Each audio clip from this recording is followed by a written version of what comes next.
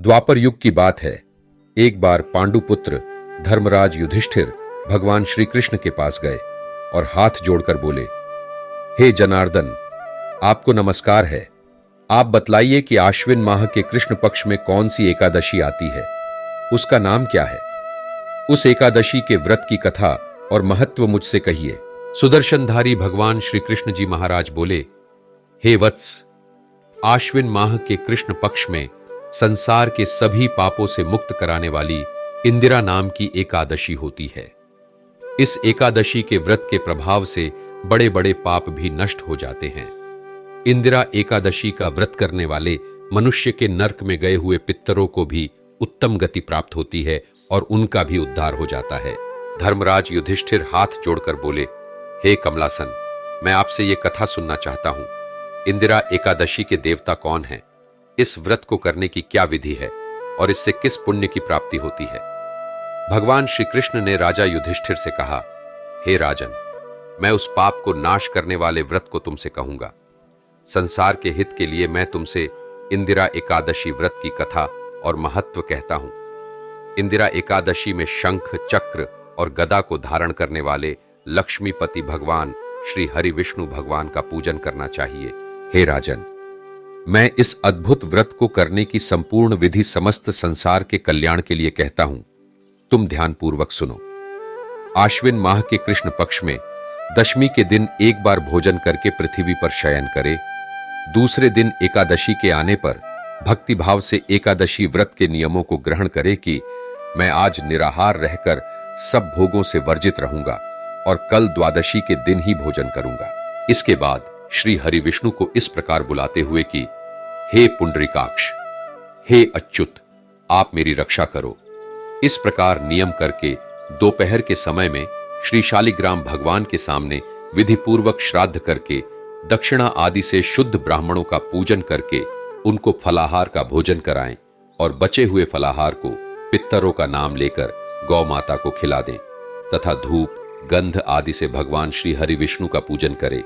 रात्रि में भगवान के विग्रह के पास जागरण करे और फिर द्वादशी के दिन प्रातःकाल होने पर भक्ति के साथ श्री हरि विष्णु भगवान की पूजा करके ब्राह्मणों को भोजन करवाएं और फिर बंधु बांधवों के साथ मौन रहकर स्वयं भी भोजन करे।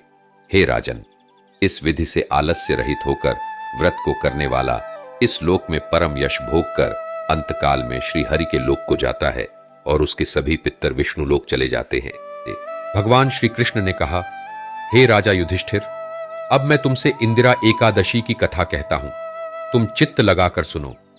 पूर्व काल की बात है।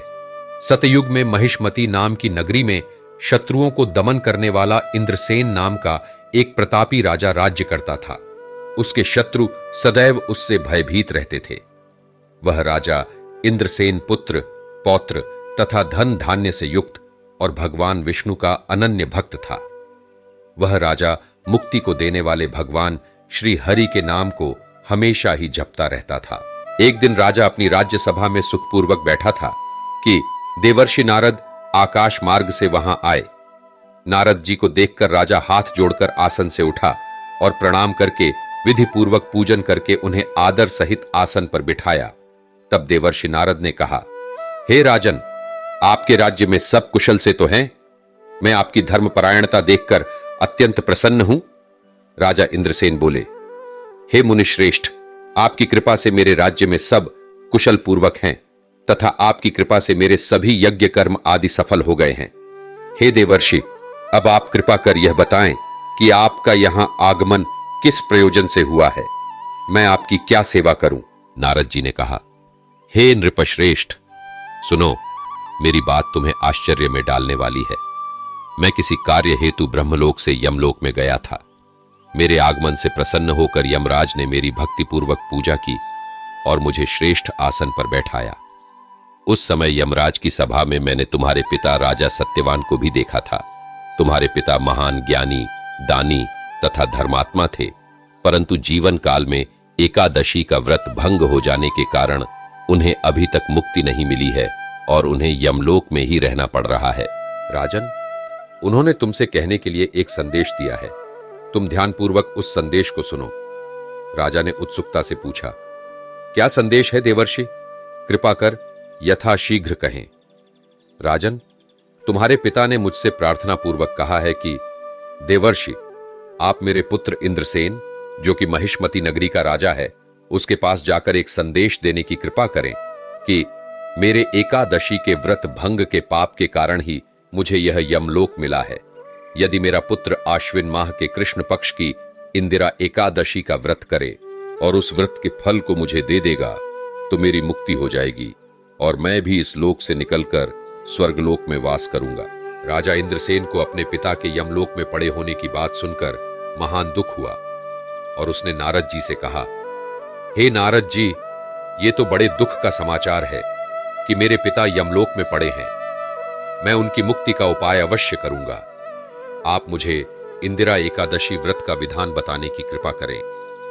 इसके बाद राजा इंद्रसेन को इंदिरा एकादशी व्रत का सब विधान समझाकर नारद जी बोले, हे राजन, यदि तुम आलस्य त्याग कर इस एकादशी के व्रत को करोगे तो तुम्हारे पिता अवश्य ही स्वर्ग के अधिकारी बन जाएंगे। इसके बाद देवर्षि नारद वहां से अंतर्ध्यान हो गए। इंदिरा एकादशी के आने पर राजा ने देवर्षि नारद की बताई हुई विधि से अपने सारे परिवार और प्रजा के सहित उस उत्तम व्रत का अनुष्ठान किया।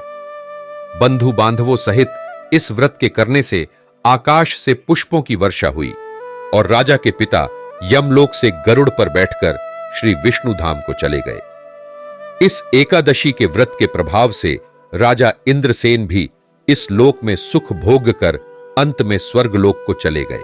भगवान श्री कृष्ण ने कहा, हे सखा, मैंने तुम्हारे सामने इंदिरा एकादशी के महात्म्य का वर्णन किया है। इस कथा के पढ़ने व सुनने मात्र से ही सभी पापों का शमन हो जाता है और अंत में मनुष्य स्वर्ग लोक का अधिकारी बनता है। इस प्रकार उपवास करने से मनुष्य सभी पापों से मुक्त होकर स्वर्ग लोक को जाता है।